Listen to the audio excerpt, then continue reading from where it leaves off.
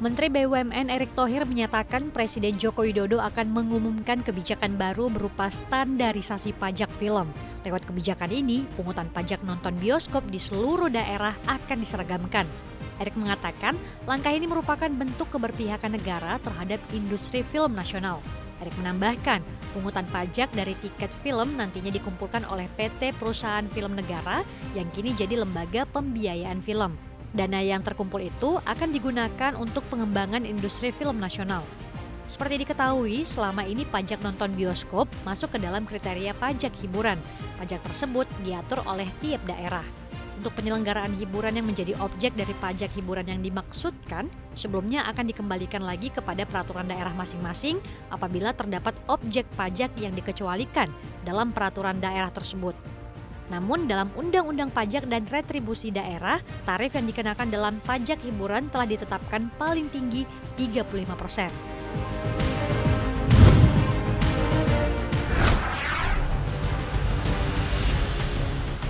Menteri Keuangan Sri Mulyani menagih janji pembangunan proyek Menara Base Transceiver Station atau BTS 4G ke Menteri Komunikasi dan Informatika Budi Aris Setiadi.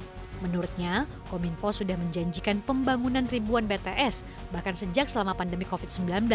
Meski saat itu janjinya bukan diberikan oleh Budi Ari, Sri Mulyani menekankan itu sudah menjadi tanggung jawab Kominfo untuk menyelesaikannya. Sri Mulyani menekankan pemerintah sangat fokus mengembangkan infrastruktur digital untuk pemerataan akses di berbagai daerah.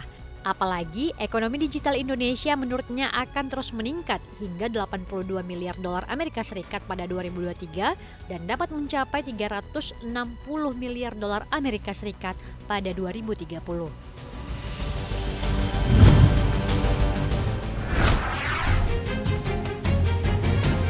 Penghentian penyidikan tindak pidana cukai kini bisa dilakukan jika tersangka membayar sanksi administratif berupa denda sebesar 4 kali dari nilai cukai yang seharusnya dibayar.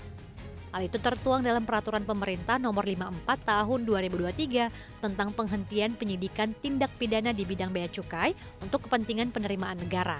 Bela tersebut diundangkan pada Rabu 22 November dan sudah berlaku sejak tanggal tersebut. Jika tersangka mengajukan penghentian penyidikan, maka tersangka perlu mengajukan permohonan kepada menteri atau pejabat yang ditunjuk. Setelah permohonan diterima, menteri atau pejabat yang ditunjuk akan melakukan penelitian guna memastikan tindak pidana yang dilanggar dan denda yang harus dibayar. Dalam belayat itu, penghentian penyidikan dilakukan sesuai dengan penerapan konsep ultimum remedium. Penerapan konsep ultimum remedium atas pelanggaran pidana di bidang bea cukai selaras dengan konsep penegakan hukum di bidang perpajakan berdasarkan Undang-Undang Harmonisasi Peraturan Perpajakan yang dinilai sebagai perwujudan keadilan restoratif yang lebih objektif.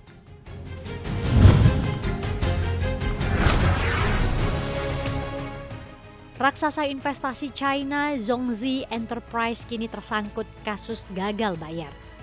Perusahaan manajer investasi terkemuka di China, Zhongzi Enterprise Group atau ZEG, mengumumkan bahwa mereka tidak dapat membayar seluruh tagihannya. Pada pekan lalu, perusahaan mengatakan bahwa mereka bangkrut dan memiliki kewajiban 31 miliar dolar Amerika Serikat atau 480,15 triliun rupiah. Melihat kondisi ini, ZEG juga turut meminta maaf atas kesulitan keuangannya kepada investor. Perusahaan juga menyampaikan sejak kematian pendirinya pada tahun 2021 dan pengunduran diri para eksekutif seniornya, ZEG telah berjuang dengan manajemen internal yang tidak efektif. Pada 2022, perusahaan ini mengelola dana 87 miliar dolar Amerika Serikat untuk klien korporat dan individu. Zhongzi biasanya mengharuskan kliennya untuk berinvestasi setidaknya 420 ribu dolar Amerika Serikat pada produknya dengan tawaran imbal hasil 7 hingga 8% di tahun lalu.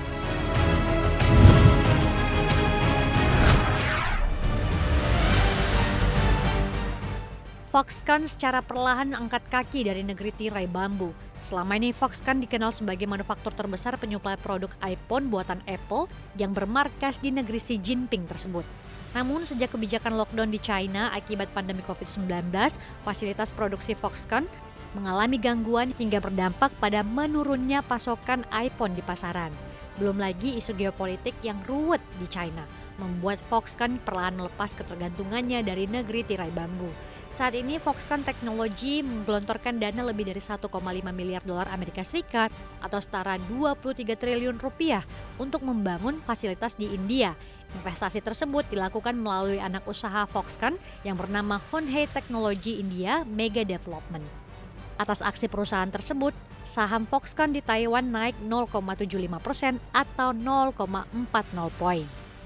Sementara itu dalam beberapa tahun terakhir, Foxconn telah mengumumkan beberapa proyek di India, antara lain proyek di Karnataka senilai 600 juta dolar Amerika Serikat dan pabrik di Telanggana India Selatan senilai 500 juta dolar Amerika Serikat.